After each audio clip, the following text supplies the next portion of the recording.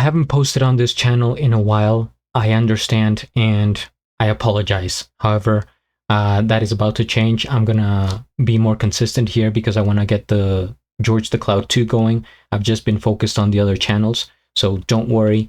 If you find it in your heart to subscribe, now would be the time. What's up, guys? George the Cloud here. My name is Jorge, aka George. Welcome to the channel and welcome to my life. So we have Kurzgesagt. AI slop is destroying the internet. That it is. I already agree. I can get an idea of what the video is going to be about. So let's get right into it. And I'll give you my opinion here and there and at the end. Grab some popcorn, fill up your water, put your headphones on. Let's go. Our 12,026 human era calendar just dropped, and this year is extra special. Stay tuned until the end for the reveal, or head straight to the shop to get yours. What is that calendar? AI slop is saturating the internet, and things are becoming dramatic pretty quickly. In an online world where money is made with attention, fake users spread their slop in review sections, generate fake traffic, or poison discourse. AI has supercharged this and made slop much harder to spot. Today, about half of internet traffic is bots. The majority of them are used for destructive purposes. It's never been easier to make mediocre content, from the black hole of meaninglessness that is LinkedIn, low-effort short videos just engaging enough to hypnotize kids and fry their attention spans, to endless, soullessly rewritten books on Amazon. AI music is invading streaming platforms. Google AI is summarizing websites instead of sending traffic to them. On YouTube, new channels publish long that is something I hadn't thought about. Websites instead of sending traffic to them.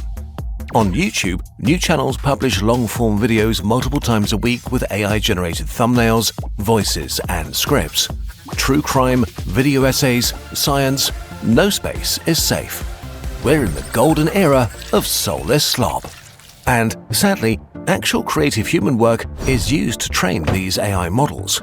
Every Reddit comment, original YouTube video, or human drawing on DeviantArt has been sold out to the AI companies, or straight up stolen by them, without attribution or payment to the actual creators.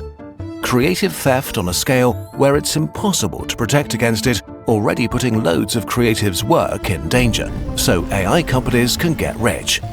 That's the thing, it is impossible to do anything about it at this point.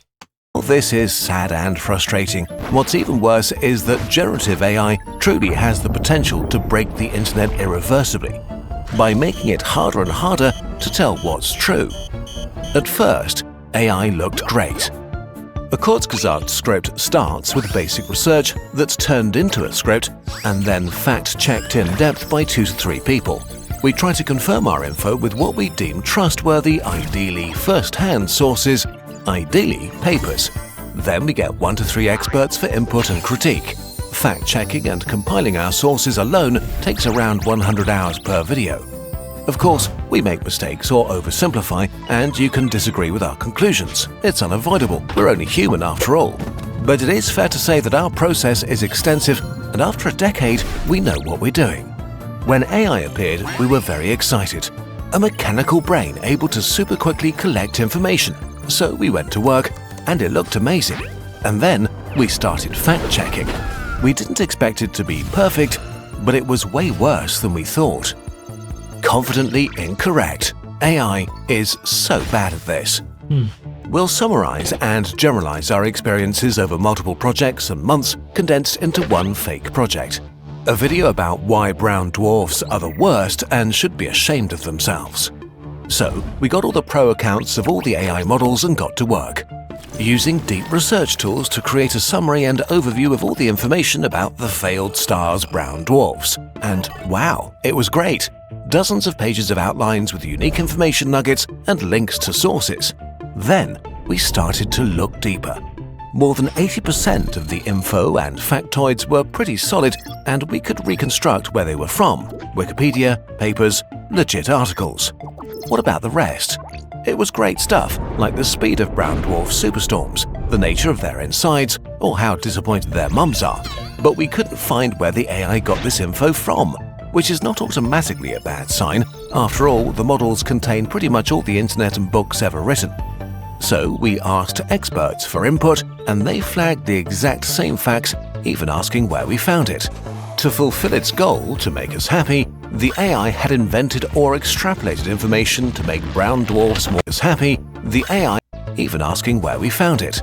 To fulfill its goal to make us happy. That right there is one of the key phrases of AI, to fulfill its goal and make us happy. I don't know, for some reason, like in most AIs, ChatGPT, whatever, they try to humanize it and make it seem like we're having a conversation with a friend or something. And it's always with those like positive comments, patting you on the back, you know, telling you you're doing great and looking forward to, you know, whatever. That unnecessary. And it's like it's saying it's dangerous, because at that point it just starts making shit up. And you know, just a quick story, I use ChatGPT for a lot of research, especially when it comes to technology and stuff like that. And sometimes I type in like, oh, you know, I'm doing this, you know, I'm working on these settings, etc. And it's just like, it replies, oh, it's great that you're doing all that. Like, it reinforces what you're doing, even if what you're doing is wrong or like it shouldn't be. And that's, I think, the whole point here. So it's like AI is not neutral the way it should be. The AI had invented or extrapolated information to make brown dwarfs more interesting than they really are, like a bad journalist making up details to make a story hit harder or fit a narrative. Now we wanted to know more and dove in deeper, reading the seemingly more solid sources the AI had given us in full. One was an article from a news site written by a human journalist. Or was it? It had a very familiar structure and, surely purely coincidentally, read like what you get if a human slightly changes AI wording. An AI essay detection tool gave it a 72% match, so an AI article without sources used as a credible source for AI research. Which makes sense, since in 2025 there were already well over 1,200 confirmed AI news websites publishing massive amounts of AI-generated misinformation and false narratives. This mix of correct, dubiously sourced and straight-up made-up information also leads AI to present really shoddy conclusions that sound strong or novel but are often half-truths or misrepresentations. Oh well, we salvaged what we could and went back to the drawing board. And after a few weeks, it happened. By pure stupid chance, we saw a brown dwarf video popping up by a relatively new channel. It had hundreds of thousands of views and was pretty good, nice footage, great editing. But we'd seen the structure and rhythm before, and would you look at that? It contained all the brown dwarf facts we'd flagged as unreliable or straight up made up by AI. This is where the death of the internet begins. Now, there's a proper source of brown dwarf misinformation online. When the next AI repeats the same research, it will find a transcript from a video with a lot of views. The misinformation is now true. It will spread. Even before AI, it was pretty hard to find the origin of facts. Yeah, that's the thing, because the AI is probably going to believe that since that video has a lot of views, a lot of comments, traction, then that it's legitimate.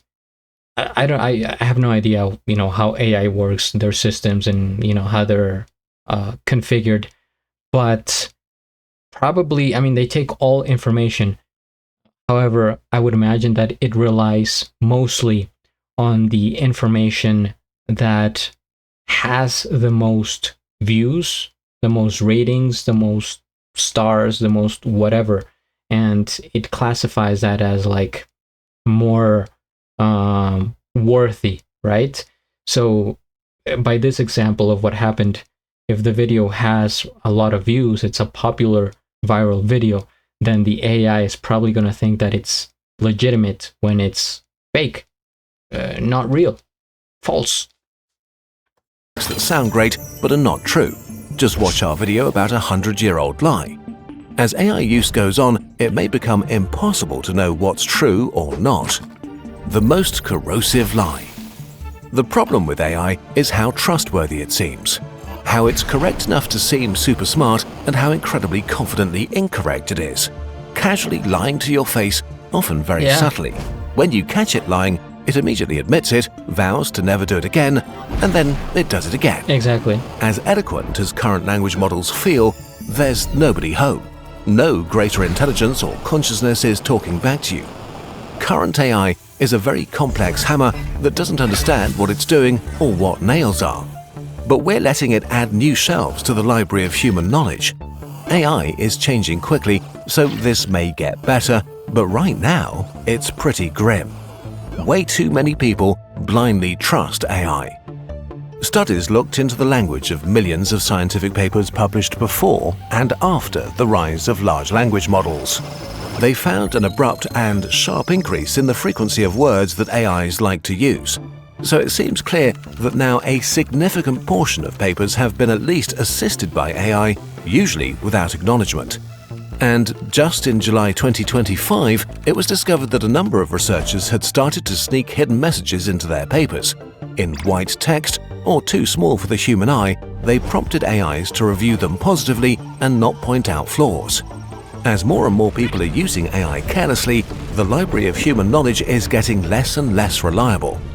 Which brings us to the last part: how are we using AI?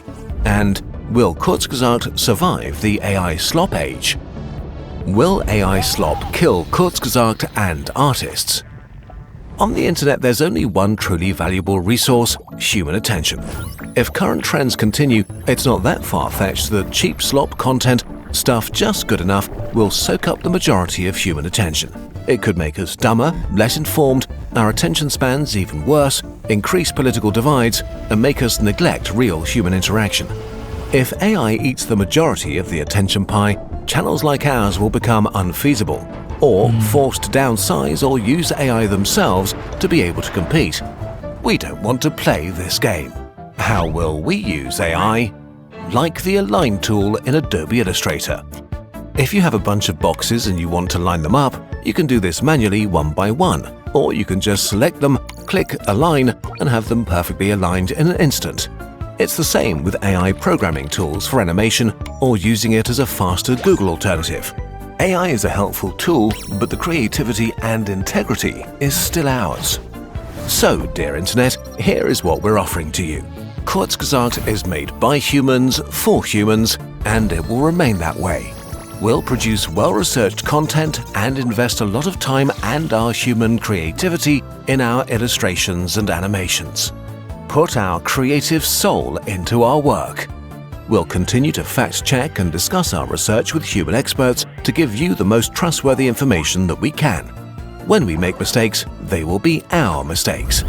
We would rather quit than make AI slop.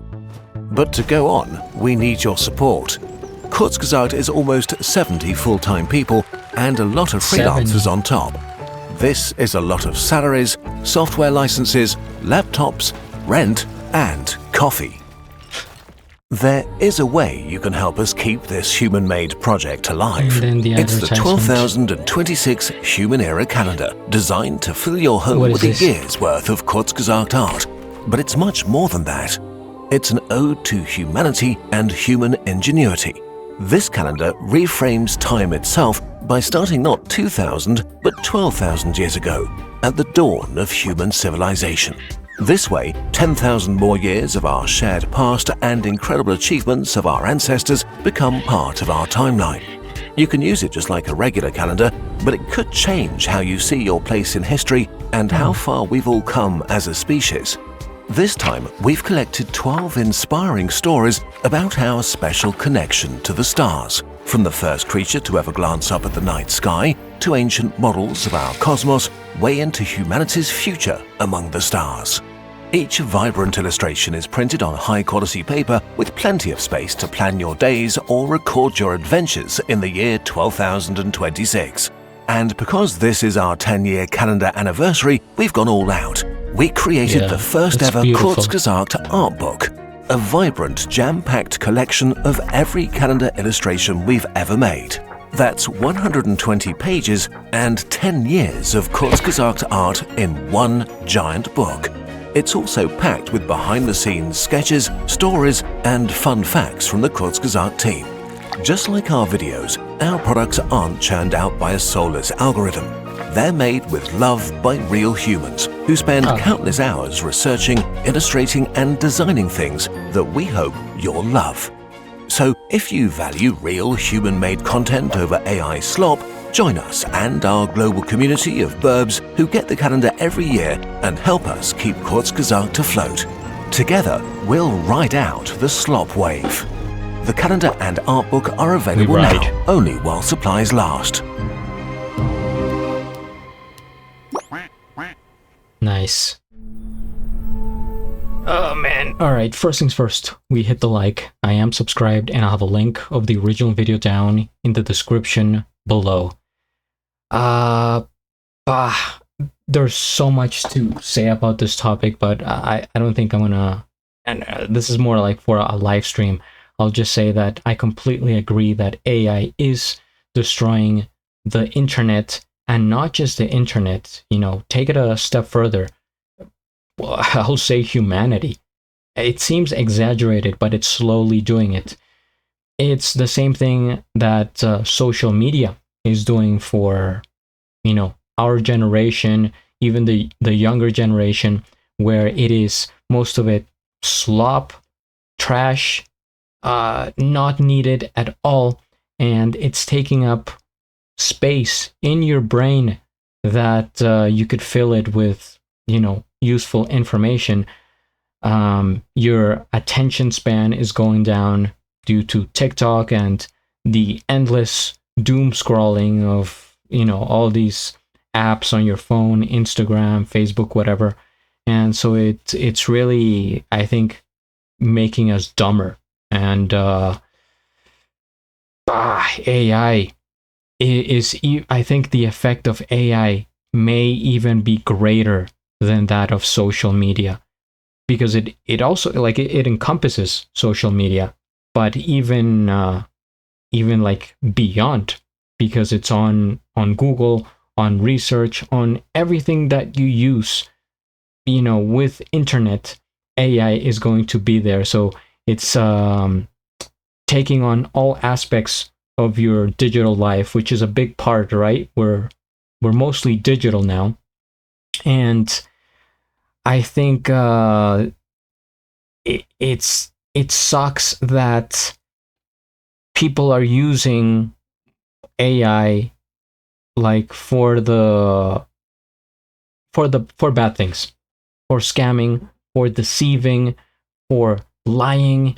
It's one thing if they wanna, okay, for example, use AI and put out, you know, just dumb videos nonstop on YouTube Shorts or whatever of like animals, of like cats transforming into other pets and stuff like that. Like, sure, I guess there's no, you know, harm there except you're wasting time. But what I hate the most is when it targets audiences that are vulnerable to falling for it, such as the elderly and children. So for example, when you see channels on YouTube that are disguised as like messages from God, or like, this is religion, this is what the scripture says, and so many people, I see so many of those channels, like huge, hundreds of thousands of views, thousands of comments, and people believing it. Of course, many are bots, but I think I see real people agreeing, like, oh my God, this is happening. And it's just complete AI replicated over and over and over again, and somehow they don't realize it. But I just, it's just disgusting, the deception behind it. But I don't know how we control it. I really don't. I don't have the answers. The only thing that comes to mind is the way to defeat AI may be with AI itself. So, like, for example, in the future, they're going to have to create some sort of system, you know, what am I thinking of? Like, yeah, just a platform or something that is able to decipher what is human made or written, drawn, composed, created versus AI. And I think they're going to have to put labels on different stuff. Like if there's a video on YouTube, it's like either have AI on it or H for human, whatever, that way you know. And same with articles, with works of art, with everything, with books. It's going to have like that little stamp that says AI. And it should be mandatory at that point, because if it's not, if it's optional, then you're not going to know either way, right? Most are not voluntarily going to want to say, oh, we made this with AI, so it should be mandatory for everything, and that way you can, decipher the truth from the fakes and take it from there. But again, it's extremely, I think this is honestly one of the most like complicated problems that we are facing as humanity. How do we possibly tackle this? It is so powerful and knowledgeable, and maybe that was our biggest mistake, giving it so much knowledge. Well, the Terminator is real. All right, thank you guys for watching. Please subscribe, recommend down below other videos, and at the end, do a flip. Till the next.